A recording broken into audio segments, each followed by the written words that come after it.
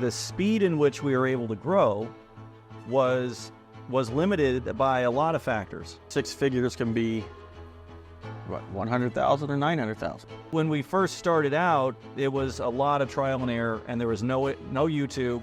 Really, that's what it is. People give up too soon. People are afraid of success. The best way to grow your business is having a clean building.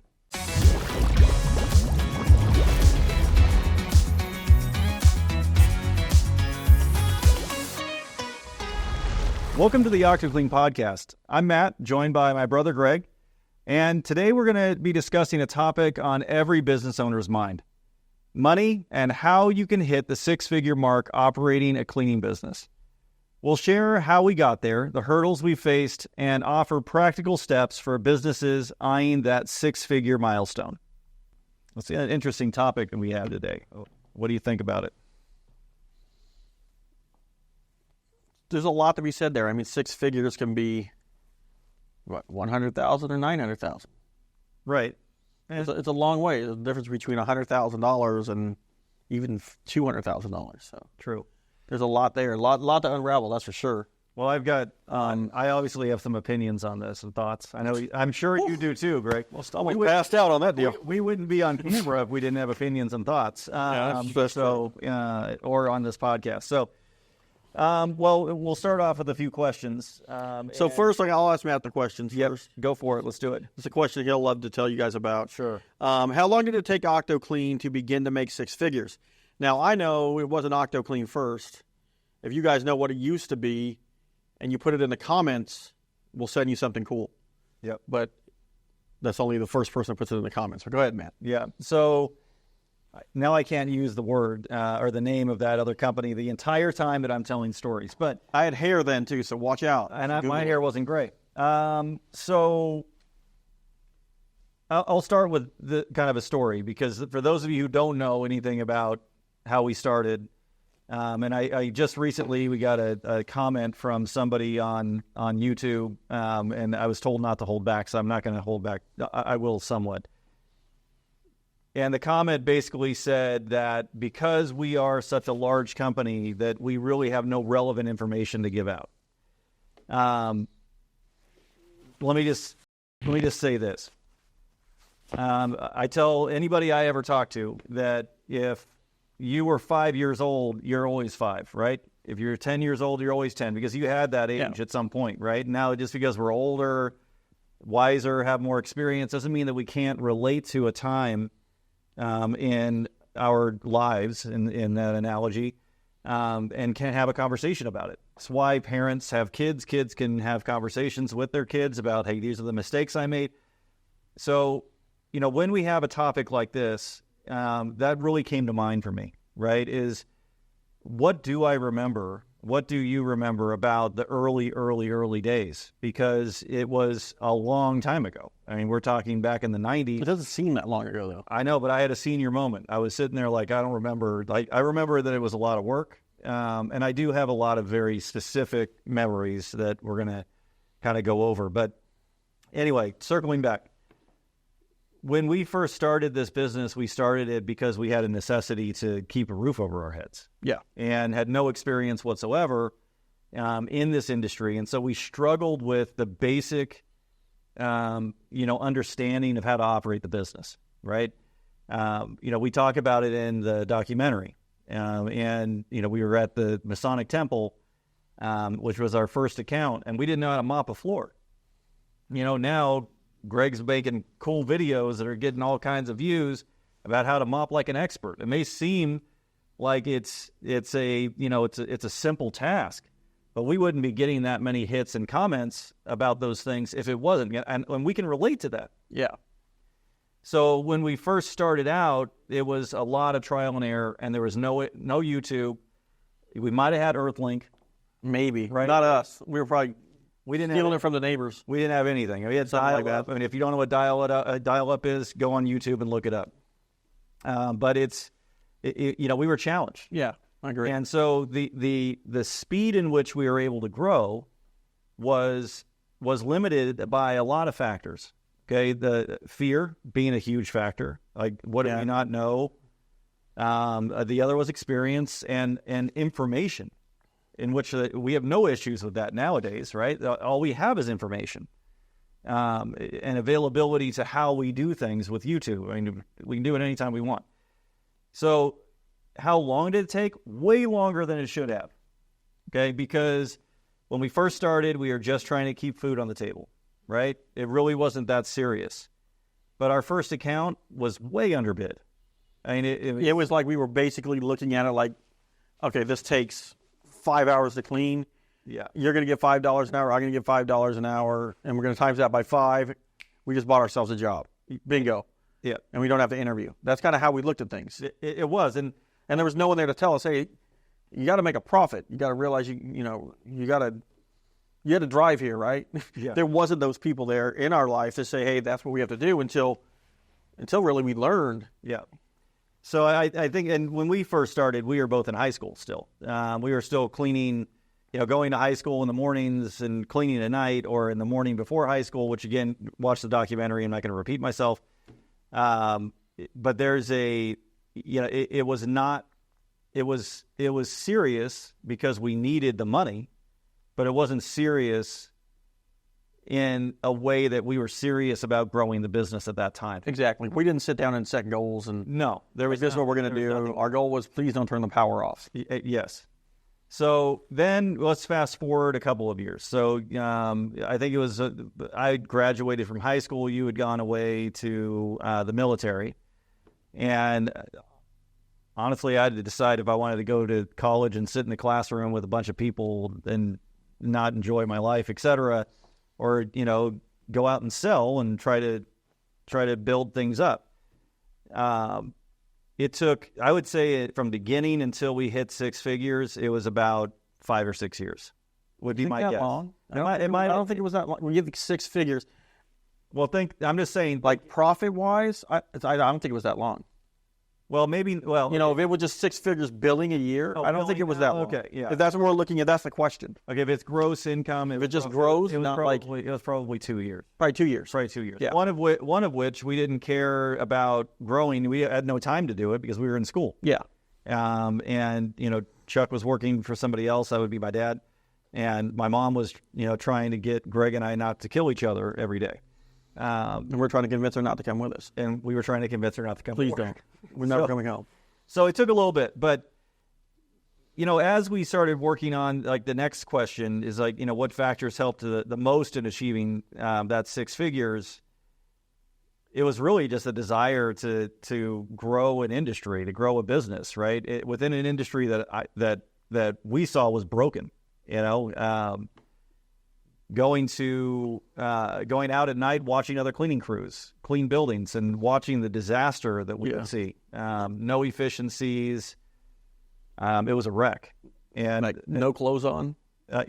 Showing up in pajamas or having no shirt on and crazy. Like, wow, the things that we used to see was just... And so more than anything, it was like, wow, we could do this way better. Yeah, we could. We did this way better. So I think that was really the inspiration, was watching what wasn't out there. But the big thing that people don't really pay attention to is the best way to grow your business is having a clean building. Yeah, and that's kind of what I put is, we learned how to do the work well. And the way that I always work with, like, the people that I work with franchisees or even with employees, it's like you're in the middle of the desert and someone drops a whole, like a car, but it's all taken apart. Yeah. That's what we had growing up. We had a car, but it was all taken apart. We needed to put it together to learn how to drive so we could get out of the desert. And that's kind of the analogy that I deal with a lot of people is like, I might know how to clean a toilet or I might know how to clean a sink, but how do I put it together to make a product that a customer wants to purchase? Because in essence, that's what you're giving them. Yeah. They're purchasing something from us. They're purchasing a clean building. So like for me, it's, we learned how to do the work really well. Yeah. And then it's like, okay, well now you don't have to worry about, oh, well, I hope we can do that. Like, you can do it. It's just how long it's going to take you to get to know the building. How long it's going to take you to win the customer's, confidence over. We're like, hey, they got it. Don't worry about it. And, discovered very quickly was that referrals were the way to grow, because we didn't have a lot of experience with sales. I mean, I had my Zig Ziglar tape set from shout out to Zig from the garage sale. Burnt those things, and those things were like worn out. But I really didn't know how to sell. So we had to go in and ask customers like, hey, who else do you know? I mean, what about the neighbor over here? Do you know somebody who works there? I know you're happy with us. And so what we found, what we did when we first were growing, was we took on the Masonic Temple, and that Masonic Temple had people within it that were professionals, and we would be able to talk to them, and they'd say, hey, I have an office. You can come work over here, and you can do this. And then when we started taking a stab at prospecting and going out and doing door-to-door. That was fun. It was one building that you would close in San Bernardino. It was like... And it was probably like after handing out, 200 cards and picking up 200 cards? Totally.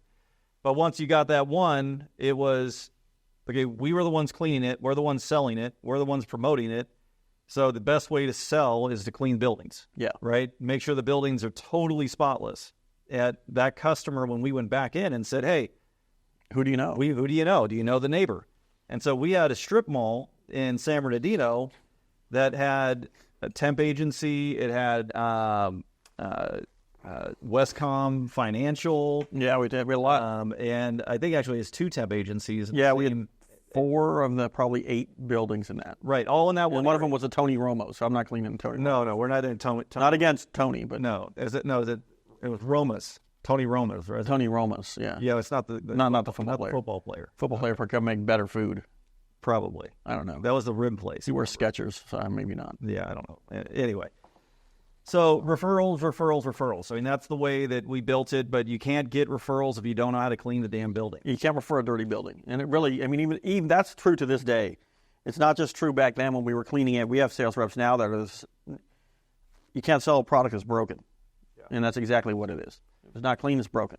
So it's interesting when I have conversations with folks that are, interested in consulting, right? So, people who have companies. Yeah. And, I've been talking more and more with folks lately. And I ask them, what's the first thing you want to talk about? And almost without fail, it's how do I sell accounts? Yeah. And, I look at it and I'm like, well, I get it. Like, we need to know how to sell business, especially if you don't have any. You got to start with something. And so that makes sense. But if you don't know how to clean it and you can't be productive and you can't go to a client that you currently have and ask for a reference letter or a referral, you don't have a product to sell. You're not going to go very far. All you're doing is you're building a high-rise building on a trash dump. Yeah. So foundational things. And that's what we learned early on. That was a major factor, was learn the business, do it well, clean buildings. So what do we think holds people back from getting to 6 figures? And, what can they do to get past this hurdle? I think a lot of people just give up too soon. They get their first or second no, and they're like, you know what? They say it ain't going to work for me.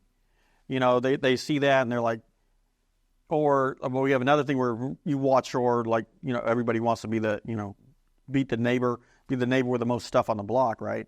You see your friend on social media, like, wow, man, that guy, he's really successful in his business.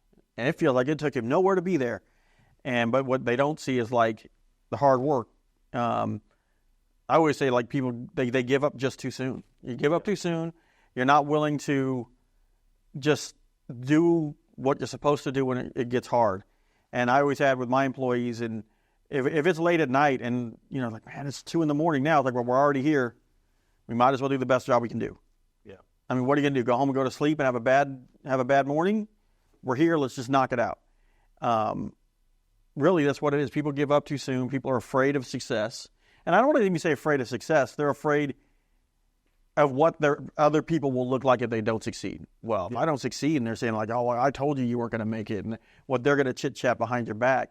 But if that's your motivation, is to prove them wrong, that's another thing you're doing wrong. It's really, if you have a passion for cleaning a building, it's funny because yesterday I was training people all day, and I was cleaning windows during working hours. So there was patients coming in and out, and one of the guys stopped me And he's like, oh, they got the boss in here doing it. And I was like, well, I mean, you can't forget where you came from. And honestly, I don't know about for Matt, but for me, like, the cleaning part for us is kind of like therapeutic. It is. You can turn your brain off and you can just clean, and you don't have to worry about everything else that's going on. Just put your work to your craft. But that's another thing is, somebody's, when was the last time you put your hands in the toilet? And I was like, well, yesterday, actually. Yeah. I mean, unfortunately. But it's little things like that. And then, of course, you have that self-doubt. And then I'm going to throw something out there that a lot of people will have to Google. Something for us out there is to look up imposter syndrome.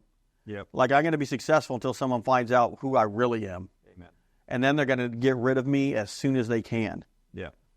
So what do you do with that? You're like, well, if you don't believe in yourself, then you're going to go flip that around and be like, well, I got to prove myself that I'm not worthy. Yeah. So I'm going to do stupid stuff like, oh, I'm not going to clean tonight. Well, I just don't feel good. I'm just not going to go to the building.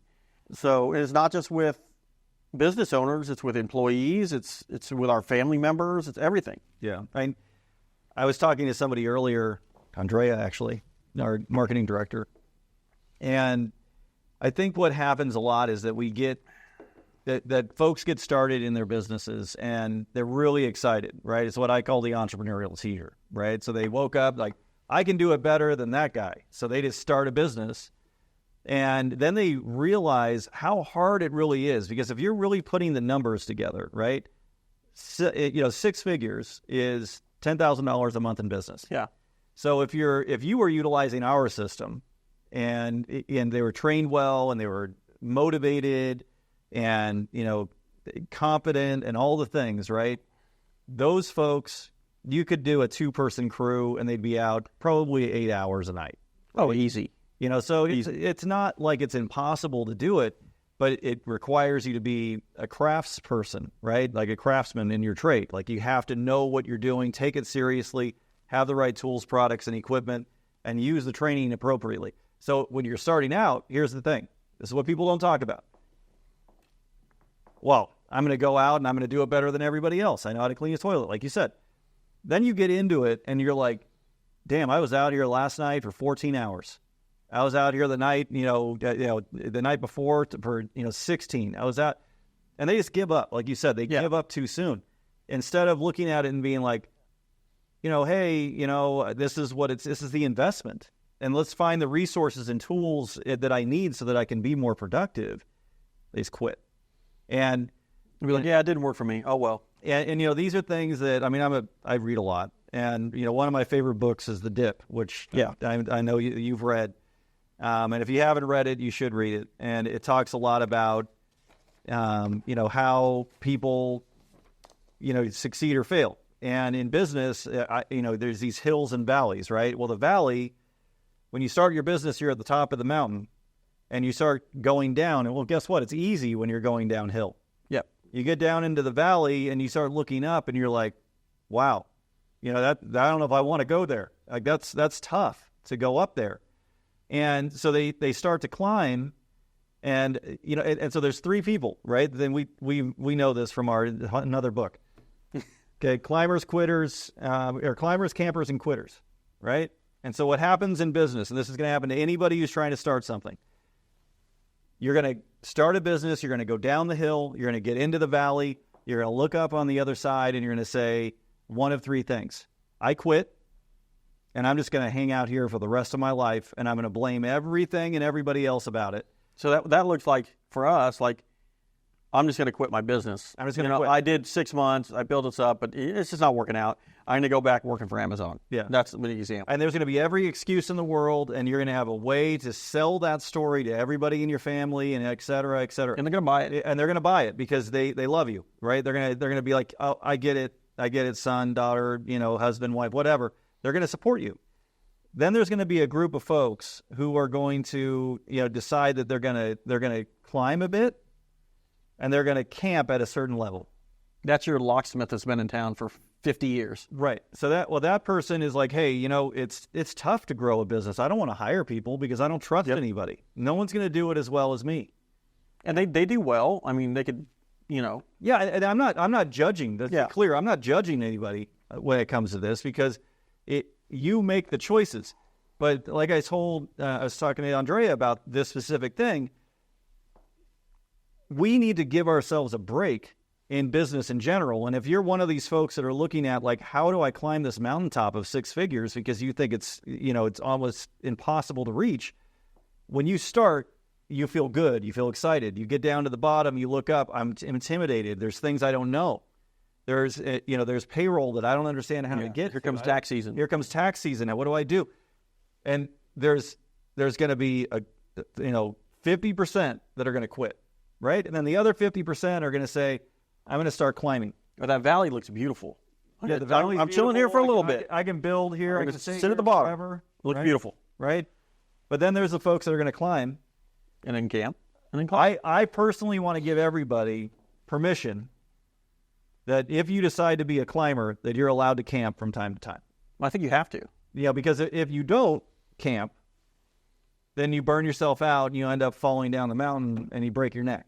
And sometimes camping is realizing like, okay, I need to add it could be something simple like a CRM, or I need to add some quality assurance stuff around what we're doing, or, I've got to sustain where I'm at and I got to put a nest egg so I can build a little bit bigger. Yeah. So it's that's kind of where we're talking about here. So when folks are saying you guys are too big to relate, every single time that we go down a hill and we feel good about where we're at, you got to go right back up. You find yourself in the valley and you have to make a decision, right? So it makes no difference if you're right now, if whoever's watching or listening to this, if you have one account that's $800 a month or you have 10 accounts that are $8,000 a month, it doesn't make any difference.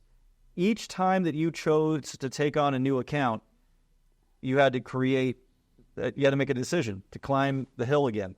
Maybe those dips, the valley is not as high on next time on either side, whatever. And we deal with that here. But we do. Look, it's business, and really right now it's not $8,000 or $10,000. It's $50,000 jumps. Yeah, a monthly jumps, and we're like, okay, well let's just push. Yeah. But yeah. So these are things that I think it's important that you understand the hurdles. To Greg's point, a lot of it is mental. A lot of it is you understanding that it's hard work. There is no silver bullet. No. There is nothing that Greg and I are going to say. There's no conversation. There's certain things I could say, like, and probably you could too, Matt, that you have to have. And when I look at that, is like, some people's like, well, I've worked 8 hours, time to go home. There's days where you just got to keep pushing through. You just got to work hard. Or there's that syndrome where it's boss is boss. I'm the boss. I'm going to boss. Yeah. I love bosses don't clean. Boss is boss. It's like, no, bosses, you in this industry, or I think with any industry, you set the example. You've got to set the example. Yeah. And something growing up, we always had growing up is, I would never do anything. I would never ask an employee to do anything that I wouldn't do myself. Right. If I wouldn't do it myself, then we shouldn't be either working with this customer or whatever we're cleaning, we shouldn't be cleaning. Yeah. So, a recent example of something like that was COVID. Yeah. Right? And I know we might have talked about it somewhere, but March 15th of 2020, everybody's on lockdown and we clean medical facilities. And Greg and I both get phone calls from employees and franchise owners. We don't know what this thing is. And we just got a call that somebody had COVID in a clinic, and I refused to go in there. Yeah. This was something that for, I would say, maybe 2 months or so, we had to go in and be the first ones in the door. Oh, yeah. Like, we had to be the ones going into rooms fully, full PPE and disinfecting spaces. Because nobody else would do it. Because no one else would do it unless they saw us do it. And they're like, okay. But these are the things that, you understanding that, okay, getting to six figures, well, that's a great thing that we're talking about the money and how we're going to get there. But it's more about the challenge of getting from 0 to 10,000, right? And do you have the fortitude to get from 0 to 10,000? Because if you do, then you probably have the fortitude to get from 10,001 to 20,000, right? But every jump has its own difficulty. So this jump, if you're just going from 0 to 10, you're gonna have to learn how to hire people. You're gonna have to learn. You have to have payroll. You're gonna have work comp, because you're gonna need someone that's a backup. Even if it's just husband and wife, somebody's gonna get sick, or the kid's got to go to a soccer game. Yeah. So I don't know how many times I've been thrown up in a trash can because I didn't have coverage. Right. So I just bring the trash can with me and throw up in the trash can as I walk around a building. Yeah. And I think the big thing for us too is you see others and you're like, well, that guy's just naturally got it. That guy, he just naturally, he knows everything. I remember sitting down with a consultant that we brought in, and he wrote on a board, and he's like, he drew a circle, and he said, this is everything you know, and you know that you don't know. Yeah. But it was all in a circle. So if you came to me and said, hey, Greg, do you know how to build a space shuttle? I know I don't know how to build a space shuttle, but I know that knowledge. Yeah. What he really said is outside this circle is areas that you know that you don't know that you don't know. Yeah.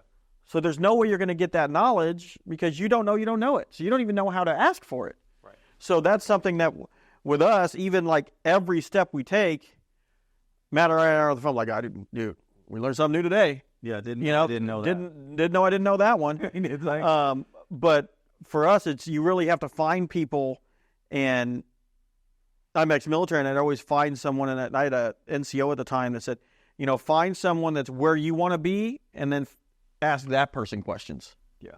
Because he's going to ask you those good questions. You're like, I didn't even know I needed to know that. Right. And then you can start taking notes.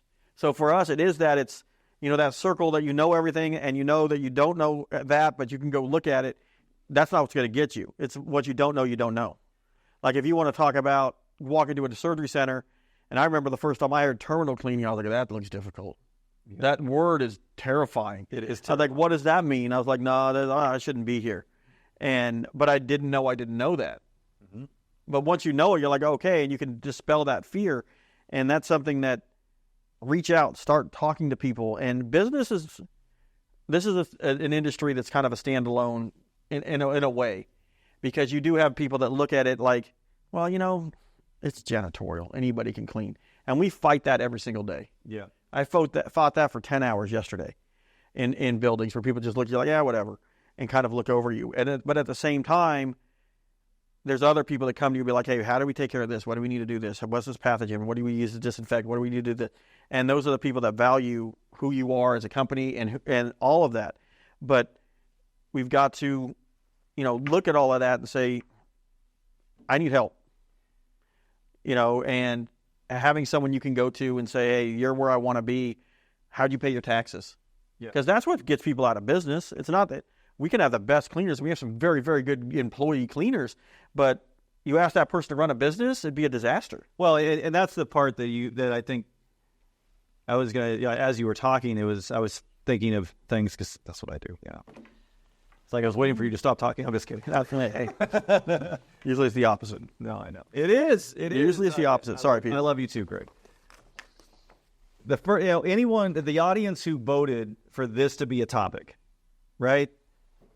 Number one, if you don't have a passion for adventure, right? A passion for something being different every day, and the adrenaline that comes with solving problems, then don't do this. Yeah. Don't get into business. Any business. Because business and cleaning, to your point, are two totally different things. Right? I mean, the trade, the craftsmanship of cleaning a building, which is why you and I love doing it so much, like it's so cathartic to do it, is like you start something, you finish something, and you know that it's right, and then you go home at night, you go to bed, and you know that when people show up in the morning, they're going to love what they see. Yeah. Okay, so now you're talking about, well, I want to start a business. You make great decisions that you think are great decisions today. Tomorrow you wake up, and here's the biggest variable that no one ever takes into consideration: people. Even though you train someone to 110%, you did all the right things. You stayed there and you trained them, you showed them, you nurtured it, you did all these things. You gave them all the tools and products and supplies. It was all right. They can still make a choice. Then you walk away and you wake up in the morning and you're like, I thought I was all done. I thought I was all taken care of. That's the adventure and the challenge that you have to be willing to accept and overcome, and know that it is a very imperfect world that we live in if you choose to get into business. And if you choose to grow your business to 6 figures, chances are you're going to want to go to 7. And if you go to 7, you're going to want to go to 8. And every step of the way, you're going to learn there's new adventures and there's new challenges, and you either have the fortitude to get through it, or you quit. Or you just set up camp. Or you set up camp and you're just okay with it, and that's fine. But the question of how to grow your business really needs to be, do you have the passion and commitment to actually be a business person? In this industry is cleaning, right? You have to look at your cleaning as a product. It's like, if I built this mug and I spent my whole life learning how to build this mug, I'm probably going to sell that mug like nobody's business. Yeah. Because I believe that mug is the best mug in the whole world. Yeah. I like my mug better. Your mug's nice too. I didn't build either one of these mugs. But that's what I'm thinking when I say that. If you go in and you're like, we're the best. And when we're not the best, we're going to fix their problems. That's who you guys want to be, right? Yeah. That's why, honestly, people buy from Amazon. Because I know if it's not good, I'm just going to send it back. Send it back and we'll send you something new. And so, anyway, we'll kind of look at, some of the next question here, because we can beat this thing to death. And and probably get up on a pedestal about it. But what are some of the drawbacks of making this kind of money? Well, a big thing is you don't know what you don't know, right? So we just talked about that. What's the tax situation going to be? Yep. How do I handle my taxes the first year? You just kind of started talking a bit about it. You need to have somebody who can help you with that. And before you even start to grow, have a bookkeeper or an accountant or both help you to set up your books so that you're able to log, book your expenses properly, so that at the end of the year, when you get your tax, information together, you have a bunch of write-offs, right? Set up your corporation properly, so that it's not a sole proprietorship, but an LLC. Have a business bank account. S corp. Have a business bank account. Have business credit cards. So all that. These are the kind of things that you don't have to make these mistakes. You can build it correctly up front. Now, some folks are like, I don't have the credit history, and nobody will give me a credit card. My credit, sucks, and nobody's going to give me a credit card. It doesn't mean you can't get a business bank account. Yeah, and doesn't mean you can't get a secured credit card. Yeah. There's some things you can do. Exactly. I mean, and like we talk about too, it's like, I'll have people that are like, well, I'm going to pay my people under the table. And it always blows my mind. Like, you're going to pay people under the table. So now, not only they get a tax break, but you're not getting any tax break, because you get to claim all of their money as your money. Yeah. And like, well, I'm not going to file taxes. You're not going to file taxes. So then they're going to come over your house, your car. They're going to come knocking on your door. Good luck with that. Yeah. And like Matt's saying, is you got to have write-offs. So all of this stuff is write-offs. Your payroll tax, the payroll you're paying your people, all of that stuff is like, okay. But then you look at it like the answer to this podcast is how to make 6 figures. Well, you're going to need more than 6 figures if you're going to live off that. Well, but that falls into the bucket of the things I know that I don't know, right? So and because you're in fear and intimidated by learning how to do it right, and pay your taxes and do all the things, you don't do it, and then here's what you know. If I don't do it, what's going to happen? They're coming. And it's the IRS, it's debt collectors with guns. I mean, the IRS is coming after you. Yeah, you'll never see a tax return for the rest of your life. So you've got to can't hide from it. You've got to be smart about how you're going to grow your business when you get to this point. The other thing is you're not going to have the same quality as you grow your business, right? You grow your business, no one is going to do it as well as you do.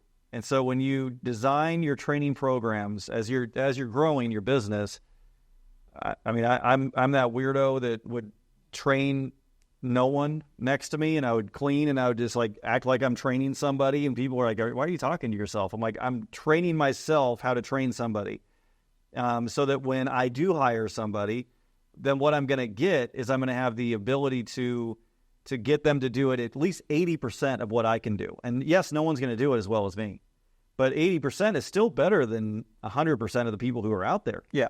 And so, quality control starts with selection of people. Don't choose, just because it's easy. And I can tell you, we still make mistakes like this.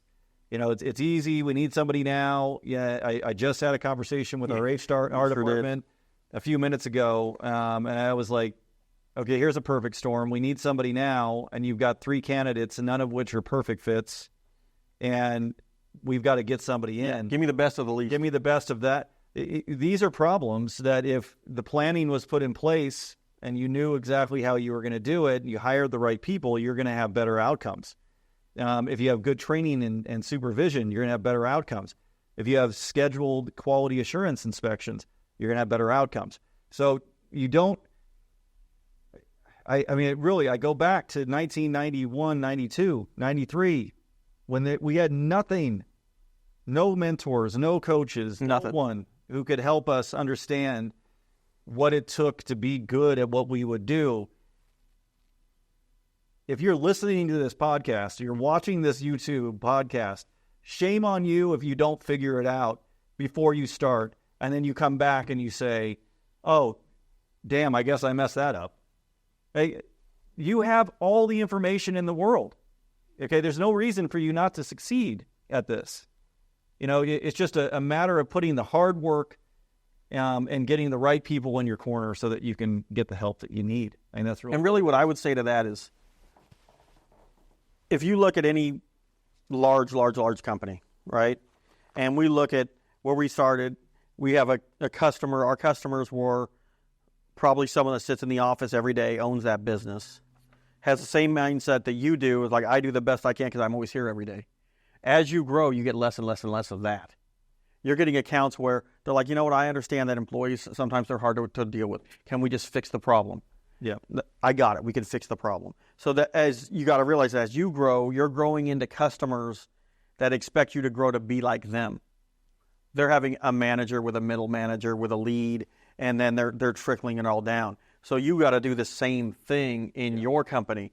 But to do that, you also have to be very strict on how people do things. Because in this industry, everyone knows how to clean.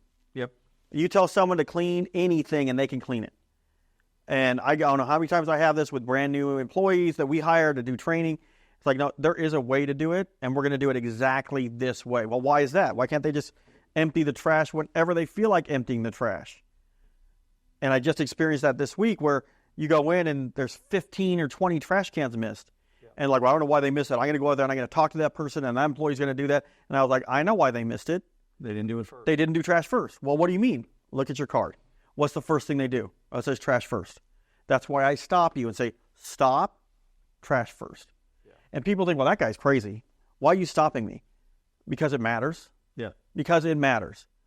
Like, the system within the system within the system matters. If we look at that, we have a training system with starter, closer, sanitor. In that, there's another system where this is how they do it. Well, in that system, there's another system that says, when I clean a toilet, this is how I clean the toilet. So You're looking at 3 systems down just to give the customer what they want.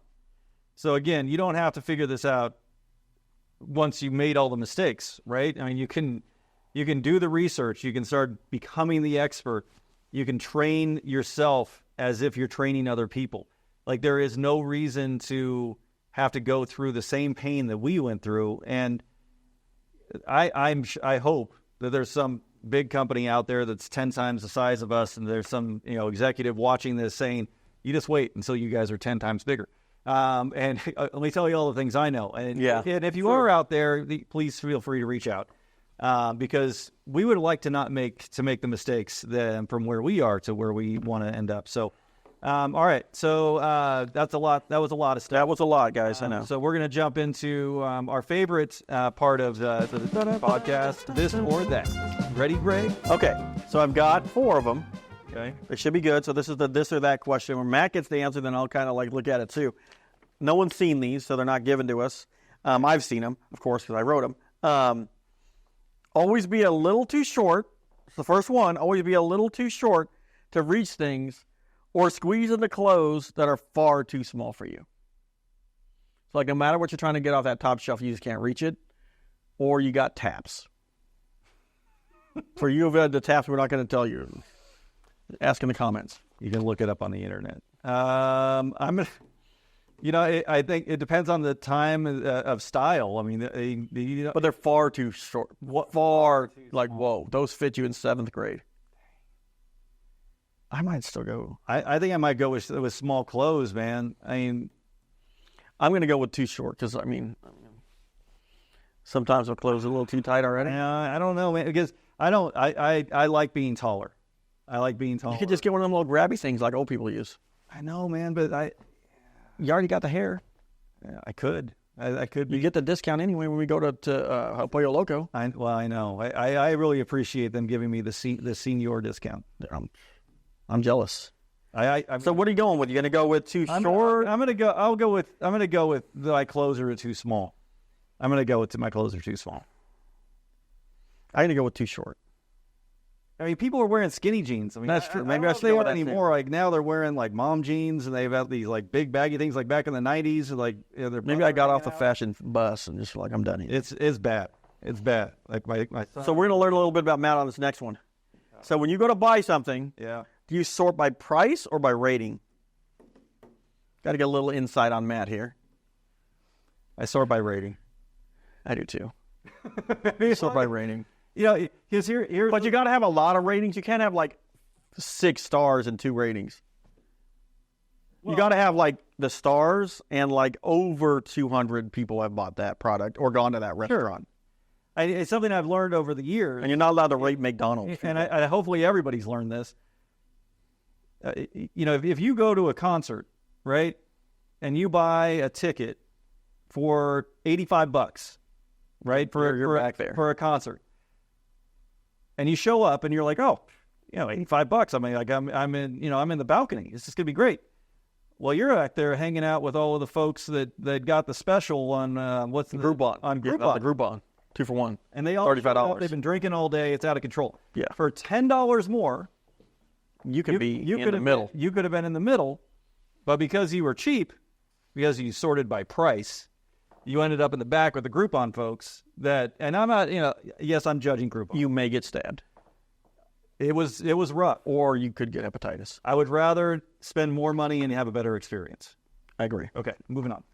Would you rather have to dance instead of walk or sing instead of speak? It's like Cop Rock. You remember that show, Cop Rock? If you don't know Cop Rock, you got it. It was a terrible show. I don't even know Cop Rock. You don't remember Cop Rock? Like they sang everything.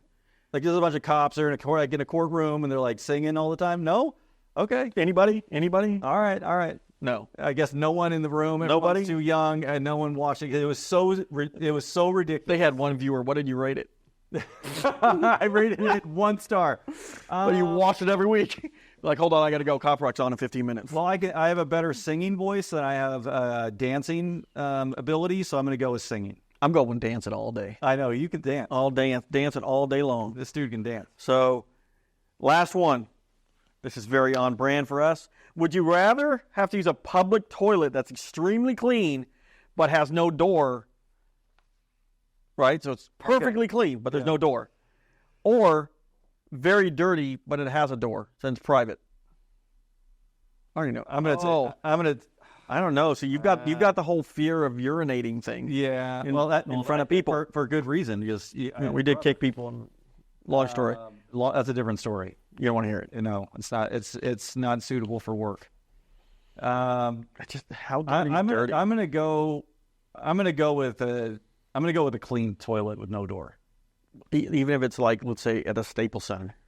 Oh, bro. Okay, hold on a second. Like everybody's walking by you, like, dude, what's this guy doing? Yeah, okay, I'm going with the door. I'm gonna go with the door then. I'm gonna go with the door and just make it quick. I'll go with the door. I'm gonna make it quick. Yep, I agree. All right. So now we're on to our questions, which we really like our questions. Okay. Go ahead, Matt. You can.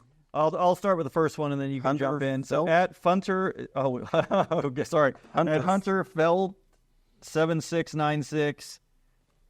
Well, what software do you guys use for billing and invoicing collecting payments from clients. That's confidential, but for $19.99, call this 1-800 number. No. No? We use Sage, which is way more than most people would need. Yeah. But we, for years and years, use QuickBooks. So there's absolutely no reason not to use QuickBooks. QuickBooks Online is easy to get, and you can find any bookkeeper who can help $14 a month, man, it's cheap. So definitely, I would say QuickBooks, and it does all of those things. Billing, invoices. Next one is Alamo Janitorial asks, any tips on polishing stainless steel? We use high-quality microfiber dedicated for only stainless steel, and I've tried multiple stainless steel aerosol products, but they seem to not wipe evenly.